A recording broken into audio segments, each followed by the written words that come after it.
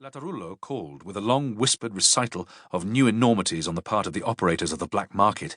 He mentioned that the special Squadra Nucleo, organized by our vigilant Questore to act as a spearhead in the fight against corruption, had just been able to resolve a little problem for one of Naples' leading surgeons, who was already well known to us.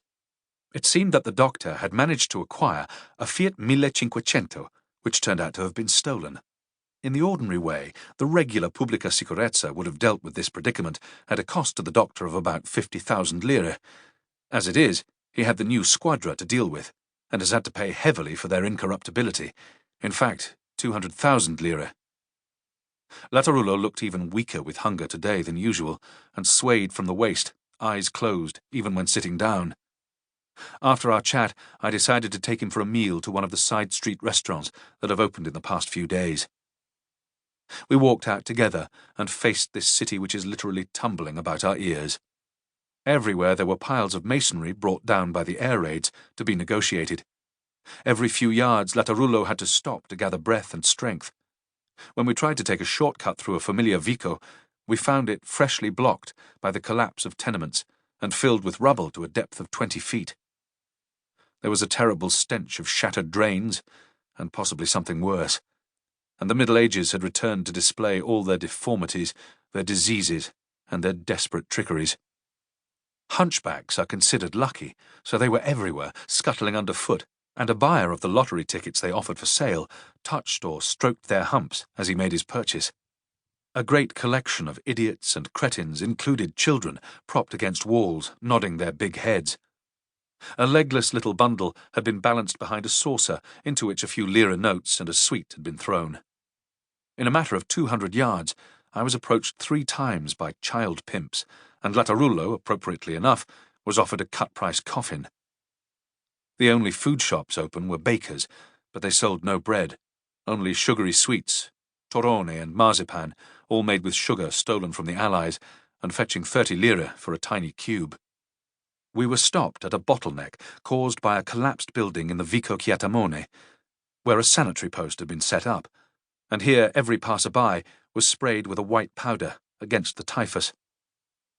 We found the restaurant and took our seats among the middle-class patrons, who kept their overcoats on against the cold. All the coats were made from our stolen blankets. A choking deodorant disinfectant burning in a brazier set everybody coughing, but failed to cloak the smell of sewers seeping up through the flagstones. The ritual in this restaurant is for a waiter to appear and pass through the tables carrying on a dish what Latarullo calls the show fish, for the customers to inspect with murmurs of admiration. This had a good-looking head, but the body had already been cut up in portions and was therefore unidentifiable. As usual, there was a trick in it.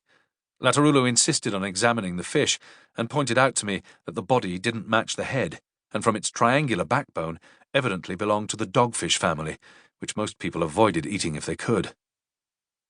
The other recommended item on the menu was veal, Milanese style, very white but dry-looking, which the waiter, under pressure, admitted to being horse.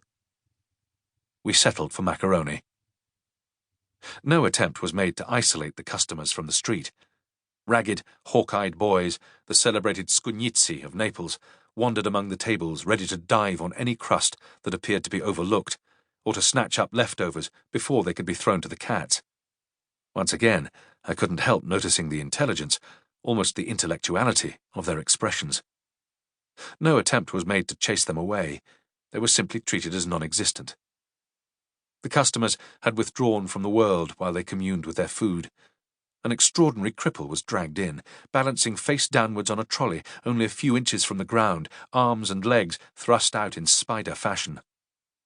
Nobody took his eyes off his food for 1 second to glance down at him. This youth could not use his hands. One of the Scugnizzi hunted down a piece of bread for him, turned his head sideways to stuff it between his teeth, and he was dragged out. Suddenly, 5 or 6 little girls between the ages of 9 and 12 appeared in the doorway. They wore hideous straight black uniforms buttoned under their chins, and black boots and stockings, and their hair had been shorn short, prison style. They were all weeping, and as they clung to each other and groped their way towards us, bumping into chairs and tables, I realized they were all blind.